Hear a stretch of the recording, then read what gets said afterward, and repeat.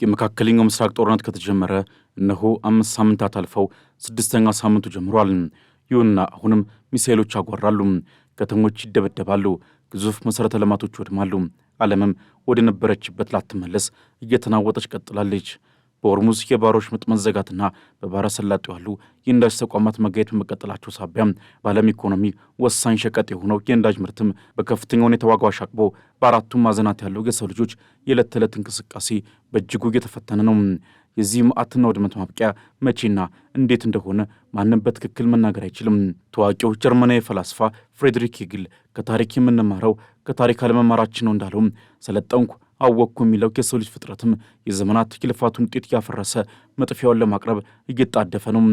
በዚህ ጦርነትም እስካሁን በኢራን ከ2000 በላይ ሰዎች፣ በሊባኖስ ከ1300 በላይ ሰዎች እንዲሁም በእስራኤል 24 ሰዎች ተገድለዋል። በሁሉም የገልፍ ሀገራት የሚገኙ የነዳጅ መሠረተ ልማቶች ተመተው ክፉኛ ተጎድተዋል። አሁን ወሳኙ ጥያቄ ጦርነቱ መቼ ይቆማል የሚለው ሳይሆን ቀጣዩ ኢላማ የትኛው ወታደራዊ መሪ እንዲሁም የትኛው ተቋም ነው የሚለው ሆኗል። የዛሬው የጦርነቱ ውሎም በታላቅ መርዶ ነው የጀመረው።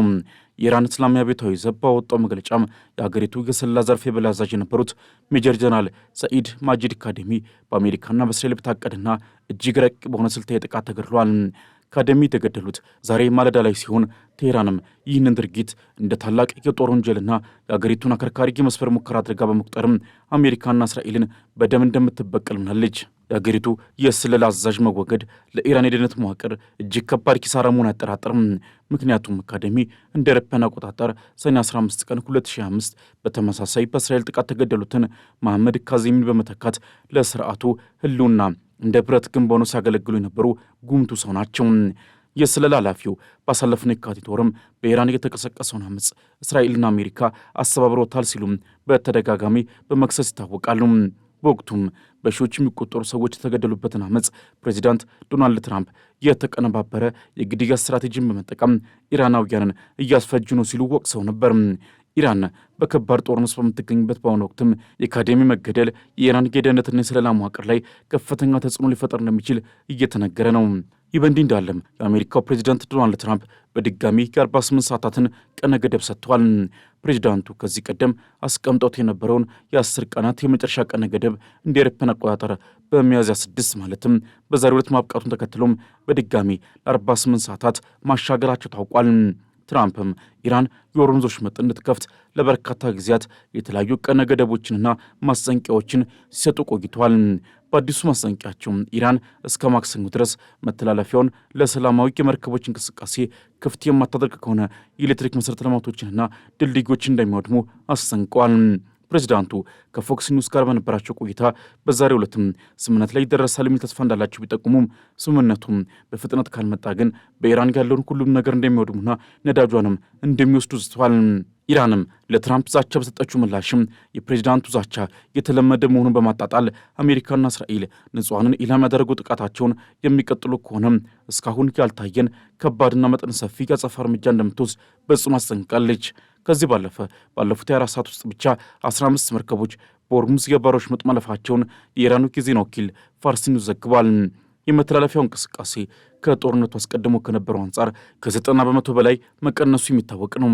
የኢራን ፕሬዚዳንት ቢሮ በበኩሉ በሆርሙዝ ወሽመጥ የሚያልፉ መርከቦችን የማለፊያ ክፍያ በማስከፈል በጦርነቱ ለደረሰው ውድመት በካሳ መልክ ለመዋል መታቀዱን መግለጹ ይታወሳል። በቴህራን ሰማይ ላይ የሚወርደው እሳት ደግሞ አገሪቱን ወደ ፍርስራሽነትና ወደ ጭጋግ እየለወጣት ነው።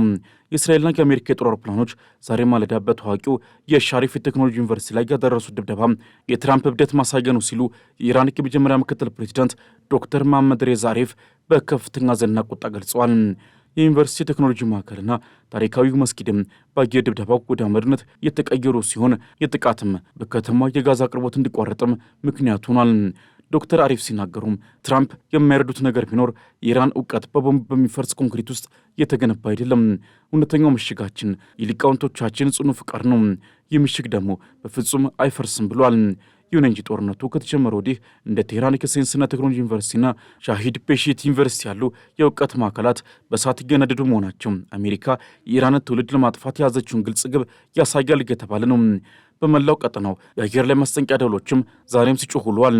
በቴህራን ግዛት በመኖሪያ መንደሮች ላይ በተሰነዘረ የአየር ድብደባም 13 ሰዎች የተገደሉ ሲሆን ከእነዚህም ውስጥም 6ቱ ገና ዓለምን ያላዩ ሕፃናት መሆናቸው የሰው ልጅን ሕሊና የሚፈታተን አሰቃቂ ክስተት ሆኗል።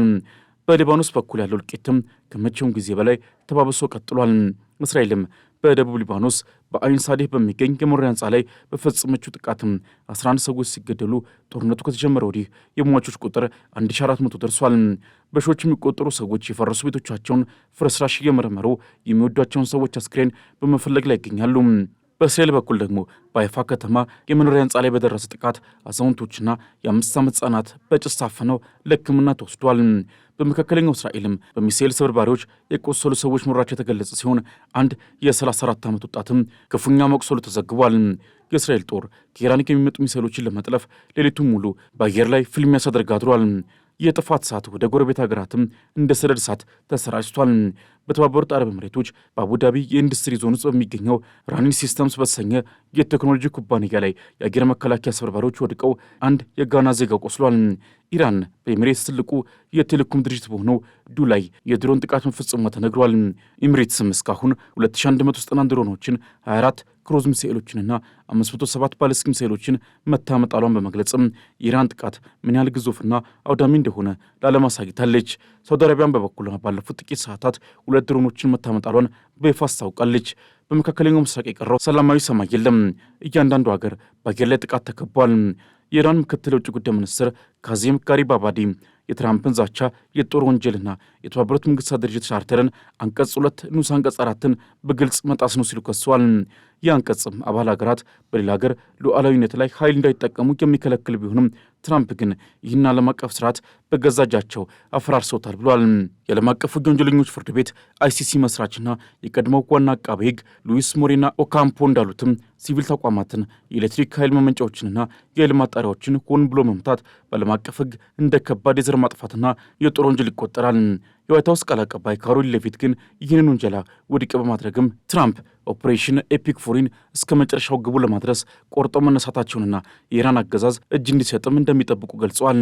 በቴህራንና በካራጅ ከተሞች የሚኖሩ ዜጎች ሕይወትም ወደ ሲኦልነት ተቀይረዋል። ወደ ረግረግ ውስጥ እየሰመጥን ነው፣ ምንም ማድረግ አንችልም በማለትም ተራው ሕዝብ ስጋቱን እየገለጸ ይገኛል። ትራምፕም የሆርሙዝ ወሽመጥ ካልተከፈተ ኢራናውያን በሲኦል ውስጥ ይኖራሉ በሚል በፈጸሙ ዛቻ ምክንያትም ህዝቡ በከፍተኛ የስነልቦና ሽብር ውስጥ ይገኛል። ይሁን እንጂ ኢራን የሆርሙዝ ወሽመጥን በተመለከተ ሌላ ረቂቅ ቁማር እየተጫወተች ነው። ባለፉት 24 ሰዓታት ውስጥ 15 መርከቦች በኢራን ፍቃድ እንዲያልፉ መደረጉን ፋርስ የዜና ወኪል አስታውቋል።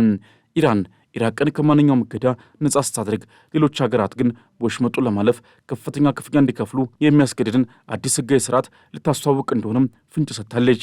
የኢራን ፕሬዚዳንት ጽህፈት ቤት ረዳት መህዲ ታባታባይ እንደገለጹት ከሆነም ወሽመጡ የሚከፈተው ከክፍያው የሚገኙ ገቢ በጦርነቱ ለሀገሪቱ ለደረሰው ውድመት ካሳ ሆኖ እንዲያገለግል ስምምነት ላይ ሲደረስ ብቻ ነው።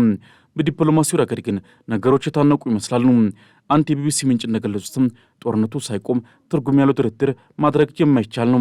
በአሁኑ ሰዓትም በዋሽንግተንና በቴህራን መካከል የሚደረገው ግንኙነት በሚስጥር የሚካሄድ ቢሆንም የኢራን የመገናኛ ዘዴዎች መቋረጥና የባሩድ ጭሱ መልእክት ለመለወጥ ትልቅ እንቅፋት ሆኗል። ፓኪስታን፣ ቱርክና ግብፅ ሽምግልናውን ለመምራት ቢጥሩም ትራምፕ ግን ወይ ወሽመጡ ይከፈታል አለበለዚያ ሁሉንም ነገር አፈነዳለሁ በሚለው ግትር አቋማቸው ቀጥለዋል።